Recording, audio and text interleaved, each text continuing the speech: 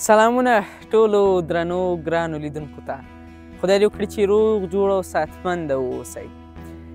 راغلی یم پغمان ته او ډېره ښکلې واوره اورېدلې ده، ډېر ښکلی واورین موسم دی.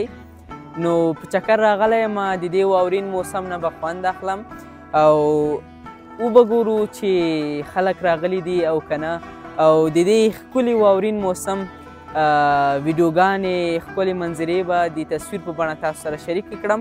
نو تاسې هم راسره ملتیا وکړئ، زه به هم په دې واورو کې قدم وهم او چکر به وهم، ملتیا مو وکړئ.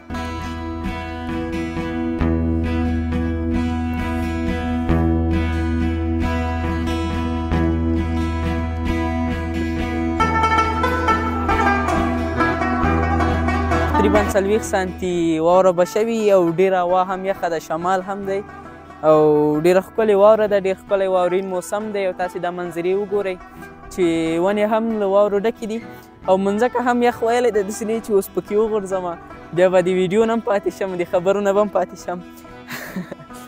که څوک مو پیدا کړه، که څوک ځوان داسې څوک چې په چکر راغلي وو، مرکه به ورسره وکړو، خبرې به ورسره وکړو او د دې ښکلي واورین موسم په اړه به که شعر زده وو، شعر به هم ترې واورو او پوښتنې به ترې کوو، قصې به کوو، تاسې هم راسره اوسئ.